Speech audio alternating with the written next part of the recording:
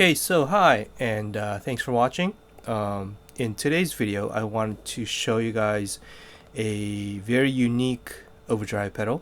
I think this is from the early 80s, I believe, and it is a Guyatone TO-2. And now I pronounce that Guyatone. You guys might pronounce it Guyatone. Actually, I don't want to be all technical or anything, but in Japan we at least pronounce it Guyatone. It comes from the nickname of the founder of the company. His name or his nickname was Guya-san, and so he just named his company Guyatone. Anyway, the thing about this pedal that is unique is that it is a true tube overdrive pedal. But I will add a question mark to the end of that sentence, and we will go into why I put a question mark there. But anyway, let's take a look. Let's take a look inside, so you guys can see it's pretty cool inside. So let me flip this over. I took off the screws so you guys can see this. And let's see if here we go. So this is what it looks like, and I'm not gonna touch this. But that's the transformer for the powers, and basically you have wall power straight from the wall coming in, so it's 100 volts in Japan coming into the transformer, and that's converting that to the plate voltage, and also for the heaters of the tube. And underneath this circuit board here are all the filter capacitors and the power capacitors and all that stuff. And then under this circuit board here is all the circuitry for the overdrive circuit. And just to kind of prove that it is actually running on high voltage, I brought my multimeter, and so let's see if we can get this in the camera. I don't know if that's showing. Hopefully it is. Hopefully it's working. But anyway, so I'm gonna stick the negative into the frame of the pedal, and this goes to the plate. Okay, so there you go.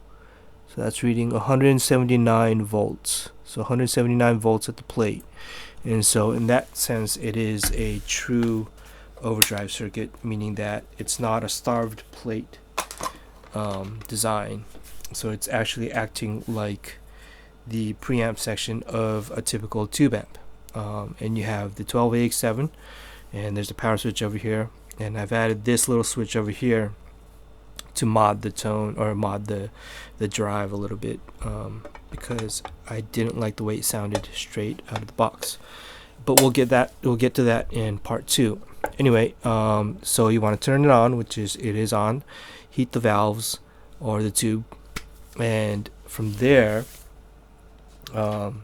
you have 4 knobs. So these are 2 dual concentric knobs, treble bass. So this is the treble and the outside is the bass, and this is the gain, and the outside is the level or the volume.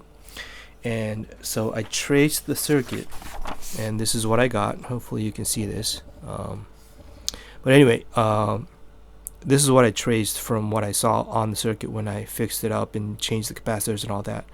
But there's one thing that I noticed. You can find a similar schematic on the web anywhere. There's one thing that I noticed that was different, which is this 100 picofarad capacitor.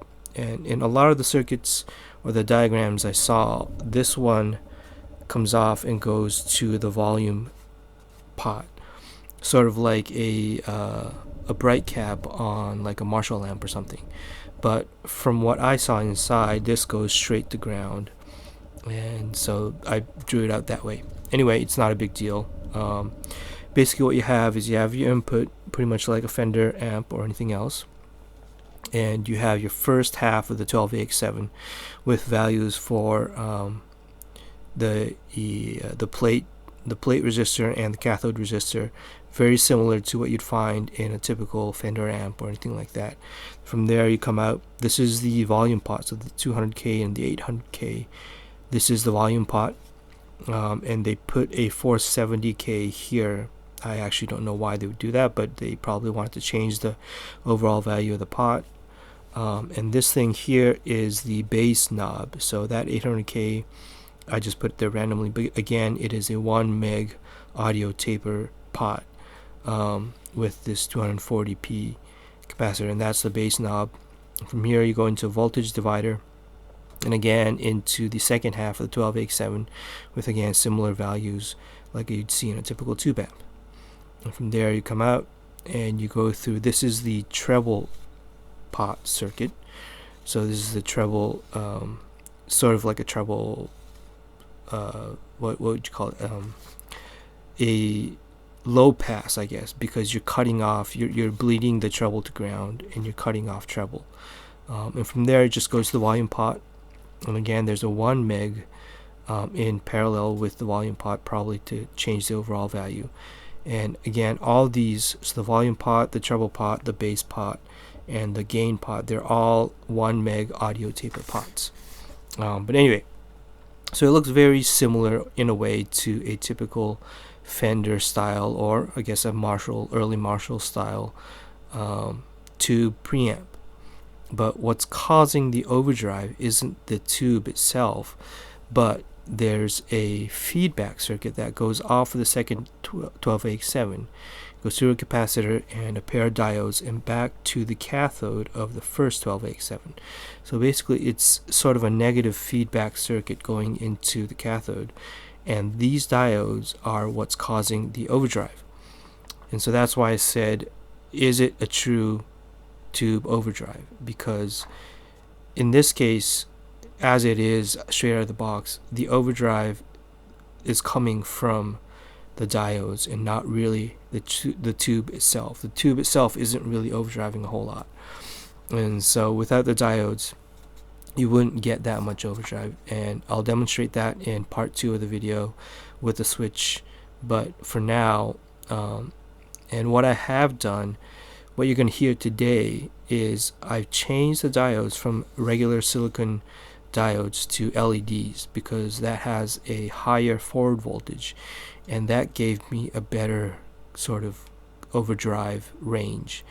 In the stock form as it came, the diodes had a very typical low forward voltage, which would be 0.6 volts for silicon diodes, and that just compressed the sound and the overdrive so much that it just wasn't pleasant or really useful that much. So anyway, so what you're going to hear today is this whole circuit untouched, except for the diodes have been replaced with LEDs. And I'm just going to play a couple chords, nothing fancy, and you can hear what it sounds like. And yeah, let's move on. Okay, so I have my Fender Japan Telecaster, and let's see, let's turn this on. Okay, so everything's at noon right now, and I'm just gonna play a couple chords. This might actually be pretty loud on the neck pickup.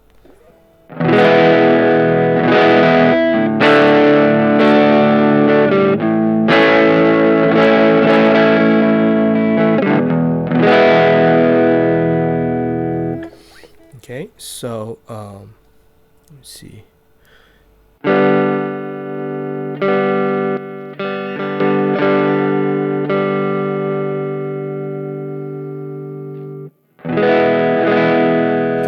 So the first thing I want to show you is the treble and bass knobs. Now these are interesting because I think the way the circuit was designed, they should have put linear pots in there, but they probably just bought a whole box full of dual concentric 1 meg audio taper pots, and so that's what they used. And as a result, what you're going to find is that the treble is really interesting because, okay, so here we go.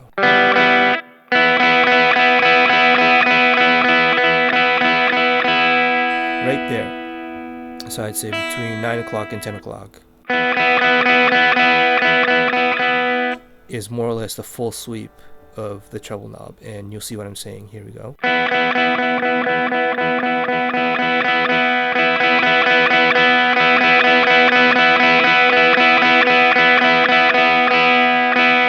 So from there it 10 o'clock all the way to maximum, you don't get a whole lot of change in the treble, which is really kind of interesting, I guess, in a way, but not really useful.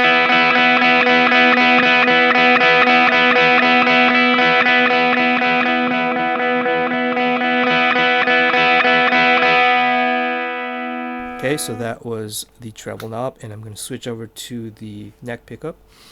And with the bass knob, it's kind of similar, but not quite as noticeable.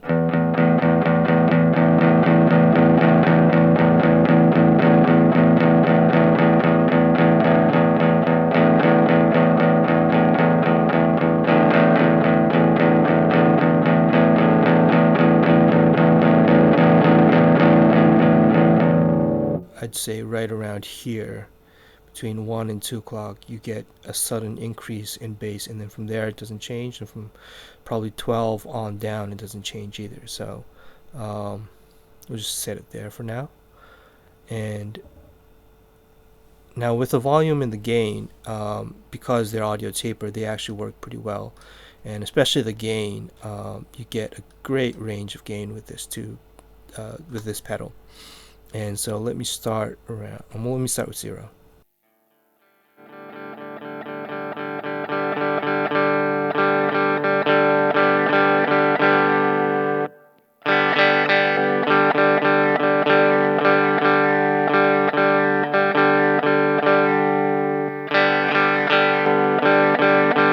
So it kind of fattens it up. There's not a whole lot of change in the actual overdrive. So it kind of, if you actually probably boosted it, you could use it as a clean boost or a fattening boost.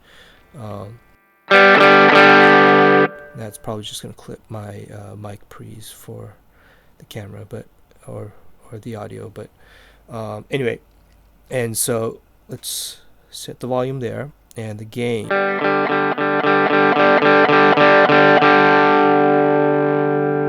So right there at 10 o'clock, that's a good, nice crunch.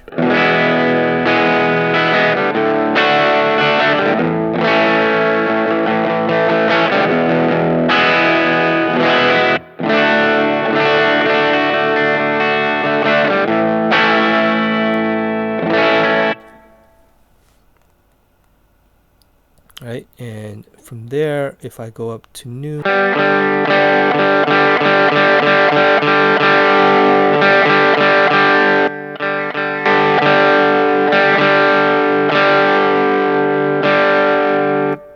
maybe we'll go up to a little bit more, 1, something like that.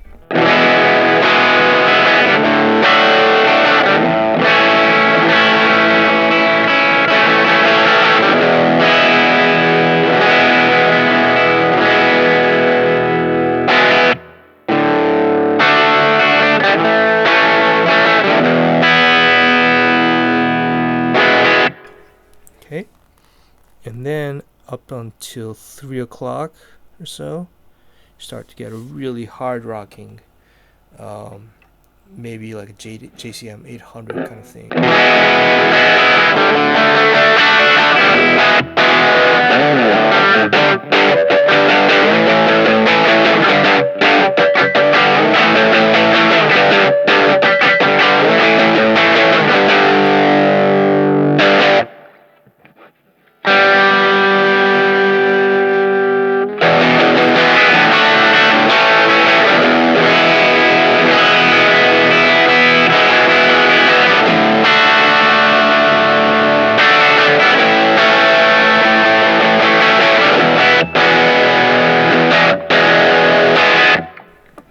Right, and so there you go. That's about it. And you could probably do a bunch of stuff with this. You could obviously do that really hard rock, almost heavy metal kind of tone, but obviously I do not play that kind of stuff in music, and I suck anyway. So let's go back to my favorite setting, which is kind of this nice rock, classic rock, bluesy crunch.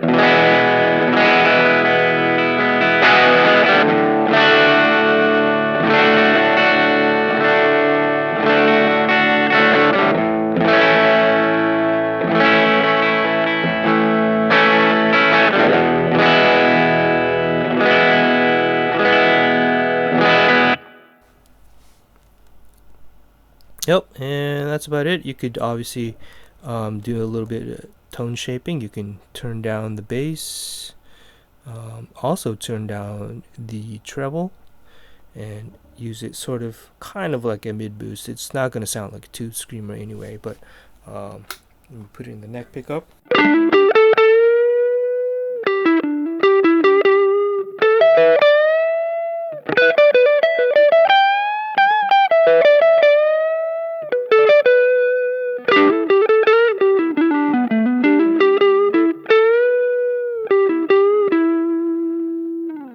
So you can definitely kind of get that tone if you want. Yep, and that's about it. And it's a great overdrive pedal. I think despite the fact that it's using diodes for clipping, there's still some of that tube goodness to it.